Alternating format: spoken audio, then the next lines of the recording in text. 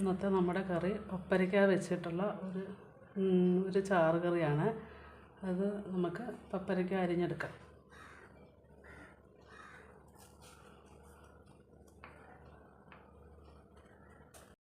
ഇവിടെ പപ്പരയ്ക്കയൊക്കെ നന്നായിട്ട് നല്ല സ്ക്വയറായിട്ട് അരിഞ്ഞ് കൊണ്ടുവന്നിട്ടുണ്ട്.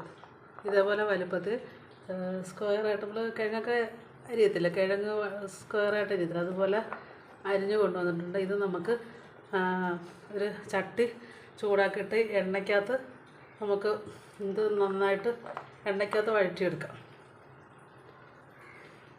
ചട്ടിയുടെ ചൂടായി വരുന്നുണ്ട്.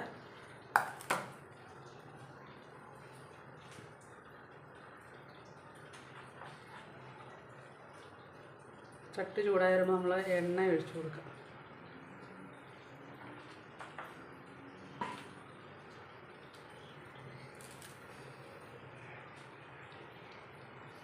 എണ്ണ ചൂടായി വന്നിട്ടുണ്ട്. അതിനകത്തേക്ക് നമുക്ക് പപ്പരയ്ക്ക ഇട്ട് കൊടുക്കാം.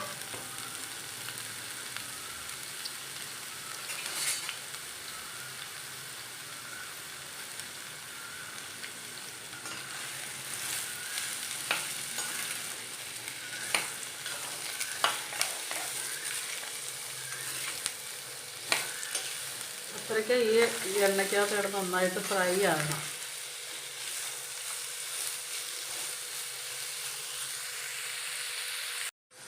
പപ്പരയ്ക്ക നമുക്ക് എണ്ണയ്ക്കകത്ത് കിടന്ന് ഒരു പകുതിയോളം ഇതായിട്ട് വഴന്നു വന്നിട്ടുണ്ട്.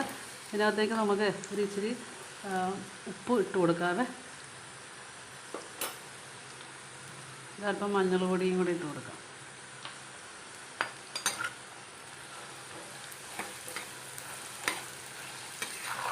ഈ എണ്ണയ്ക്കകത്ത് ഇട നന്നായിട്ട് മൂത്ത് വരട്ടെ.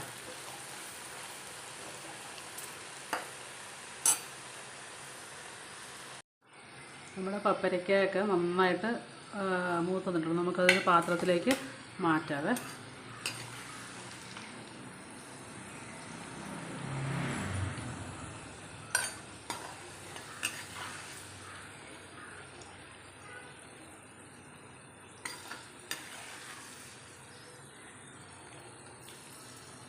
പപ്പരയ്ക്ക കോരി മാറ്റിയതിന് ശേഷം നമുക്ക് തേങ്ങ കൊത്തായിട്ട് എടുത്തിരിക്കുന്നത് അത് നമുക്ക് ഈ എണ്ണയ്ക്കകത്ത് ഇട്ട് ഫ്രൈ ആക്കി എടുക്കാം.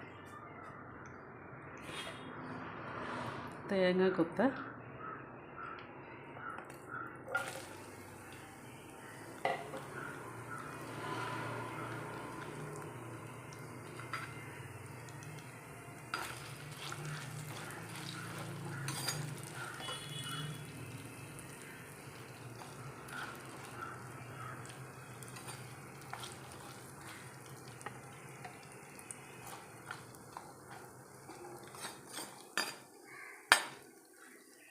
നന്നായിട്ട് മൂത്തതിന് ശേഷം നമുക്കത് മാറ്റാം.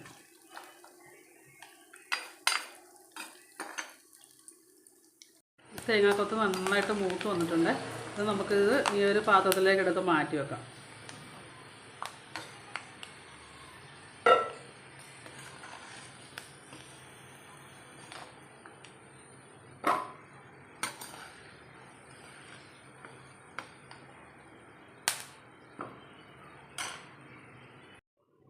ചൂടായി എണ്ണ നമ്മൾ തേങ്ങാക്കൊത്ത് വറുത്ത് കോരി എണ്ണ ചൂടായി കിടക്കുവാണ്.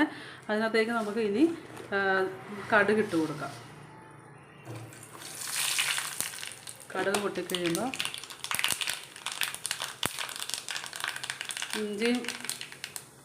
ഇഞ്ചി വെളുത്തുള്ളി ഒക്കെ അരിഞ്ഞത് ഇട്ട് കൊടുക്കാം. 2-3 പച്ചമുളക് കീറിയത്, കുറച്ച് ഉള്ളി, ചുമന്ന ഉള്ളി, കൊച്ചുള്ളി, അത് ഇട്ട് നമുക്ക് വഴറ്റിയെടുക്കാം.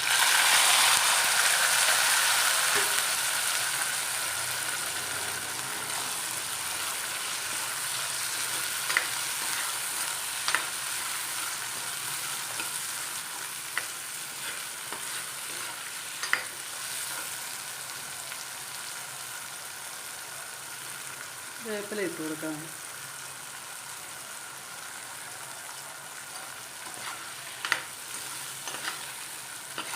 ഇങ്ങനെ നമ്മൾ കറി വെക്കുവാണെങ്കിൽ നമുക്ക് ഈ പപ്പരയ്ക്ക ഇഷ്ടമില്ലാത്തവർ പോലും പപ്പരയ്ക്ക ആണെന്ന് പോലും നമുക്ക് മനസ്സിലാകത്തില്ല. അതേപോലെ നല്ല ടേസ്റ്റ് ആയിരിക്കും. എല്ലാവരും കഴിക്കും. പപ്പരയ്ക്ക ഇഷ്ടമില്ലാത്തവർ പോലും കഴിച്ചു പോകും. അതുപോലെ ടേസ്റ്റ് ആയിരിക്കും. നമുക്കിത് ഈ ചുമന്നുള്ള വഴന്ന് വരട്ടെന്നിട്ട് നമുക്ക് ബാക്കി മസാലയൊക്കെ ചേർക്കും. കൊച്ചുള്ളി നന്നായിട്ട് നല്ലപോലെ വഴന്ന് വന്നിട്ടുണ്ട്. നമ്മളിതിനകത്ത് ഇതിൻ്റെ ഇടയ്ക്ക് ഒരു ഇച്ചിരി ഉപ്പിട്ട് കൊടുത്തിട്ടുണ്ടായിരുന്നേ. ഇപ്പം നന്നായിട്ട് നല്ലപോലെ മൂത്ത് വന്നിട്ടുണ്ട്. ഇനി ഇതിനകത്തേക്ക് നമുക്ക് പൊടികൾ ചേർത്ത് കൊടുക്കാം. ഒരു 2 ടീസ്പൂണാണ് കേട്ടോ. ടീസ്പൂൺ മല്ലിപ്പൊടിയും ഒരു 1.5 സ്പൂൺ മുളക് പൊടിയും ഒരു 1/2 സ്പൂൺ മഞ്ഞൾ പൊടിയും ചേർത്തിട്ടുണ്ട്. നമുക്കിത് ഇട്ട് കൊടുത്തിട്ട് ഈ എണ്ണയ്ക്കകത്ത് നന്നായിട്ട് നമുക്ക് വഴിച്ചെടുക്കാം.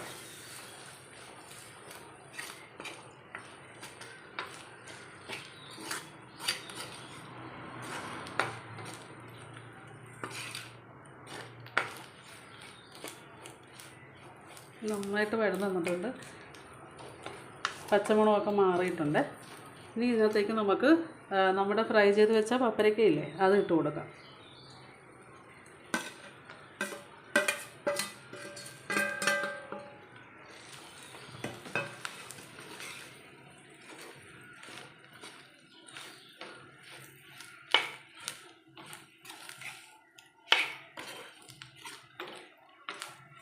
എല്ലാം നന്നായിട്ട് വെന്ത് ഇരിക്കുകയാണ്.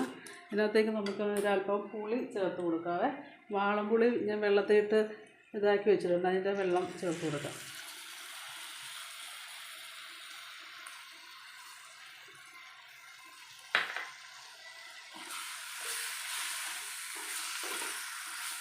പുളി ആവശ്യത്തിന് ചേർത്ത് കൊടുക്കുക. ഓരോരുത്തർക്ക് ചിലർക്ക് പുളി അധികം ഇഷ്ടമാകത്തില്ലല്ലോ. അവരവരുടെ ആവശ്യത്തിന് പുളി ചേർത്ത് കൊടുക്കുക. ഉപ്പും പുളിയൊക്കെ. ഇനി ഇതിനകത്തേക്ക് നമ്മൾ വറുത്ത് വെച്ചിരുന്ന തേങ്ങാക്കൊത്തല്ലേ അത് നമ്മൾ അരച്ച് കൊണ്ടുവന്നിട്ടുണ്ട് മിക്സിയുടെ ജാറിൽ. അത് നമുക്ക് ചേർത്ത് കൊടുക്കാം.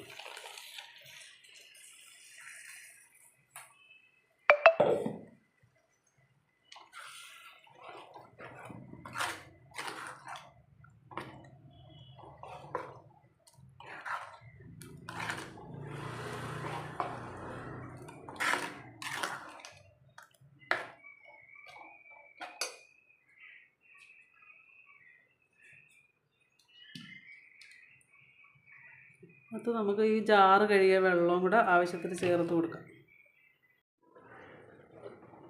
നമ്മുടെ കറി നല്ല സെറ്റായി വന്നിട്ടുണ്ട് കേട്ടോ. കറി എണ്ണയൊക്കെ തെളിഞ്ഞ് ഉപ്പും പുളിയൊക്കെ നോക്കിയിട്ടുണ്ട്. എല്ലാം പരുവത്തിലുണ്ട്.